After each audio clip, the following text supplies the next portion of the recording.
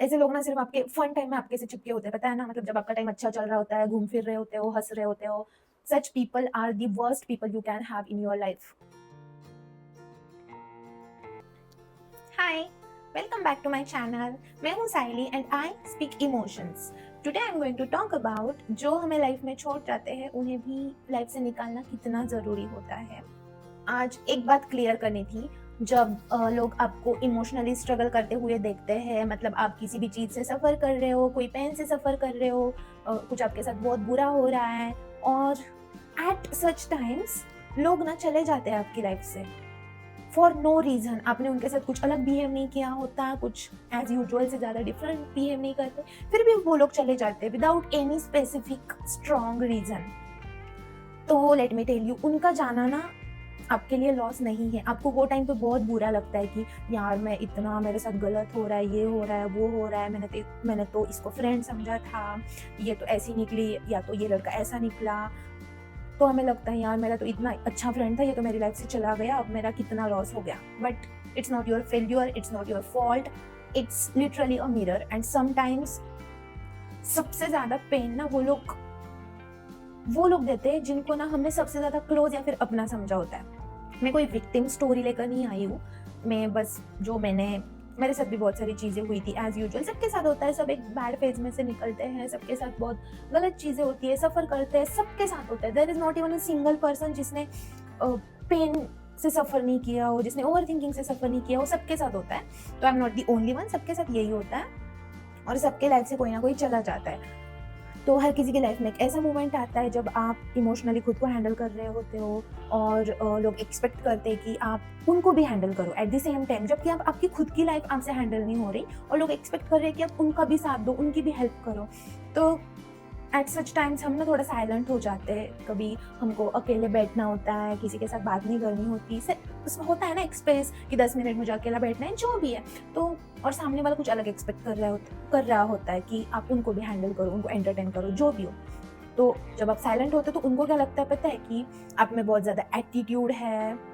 तो आपके साइलेंस को सामने वाला ईगो या एटीट्यूड समझता है। पर कभी सोचा है लोगों ने आपका रियल फेज हैंडल नहीं किया? मतलब उनको पता है कि आप एक खराब फेज में से जा रहे हो, सफ़र कर रहे हो, और फिर भी अगर वो आपको छोड़ जाते हैं ना ऐसे फेज में, तो लेट मी टेल यू, उन्होंने कभी आपके उनकी लाइफ में होने का, आपके प्रेजेंस का, आपके इमोशंस की वैल्यू ही नहीं समझी होती। और अगर वो समझते तो वो आपकी लाइफ से चले नहीं जाते।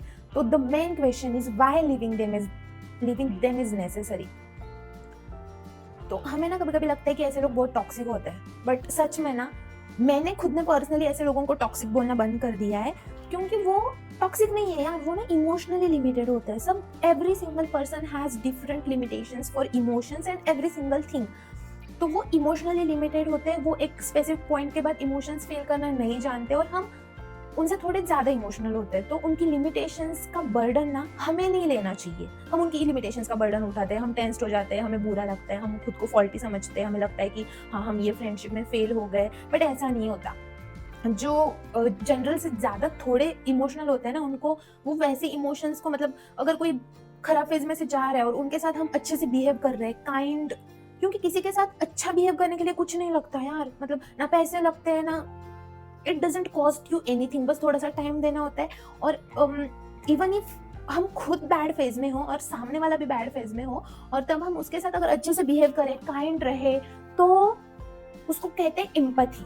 और ये एम्पैथी ना कोई कोर्स नहीं है कि हाँ चलो 2 महीने कोर्स लगा लिया, अब मैं एम्पैथेटिक बन गई हूँ, अब तो मैं सबके साथ काइंड रह सकती हूँ, ब्ला ब्ला ब्ला। ऐसा अगर सोच रहे हो तो ऐसा नहीं होता। एम्पैथी ना एक नेचुरल चीज़ है, जिसके अंदर नेचुरली है वो एम्पैथेटिक हो सकता है, जिसके अंदर नेचुरली नहीं है उससे एम्पैथी एक्सपेक्ट करना, काइंड बिहेव करना एक्सपेक्ट करना, it is totally waste of time. अपनी मेंटल स्पेस को ना क्लीन करना होता है। वो वही बातें सोच सोच के अपनी मेंटल स्पेस क्यों, मतलब मेंटल पीस का स्टोरेज क्यों भर रहे हो? Let that space B clean. जैसे हमारे फ़ोन का स्पेस होता है ना, कुछ चीज़ें होती है बिल्कुल यूजलेस, तो वी शुड जस्ट, और वो स्पेस ले रही होती है तो we should just delete them, just like that we should delete some people from our life.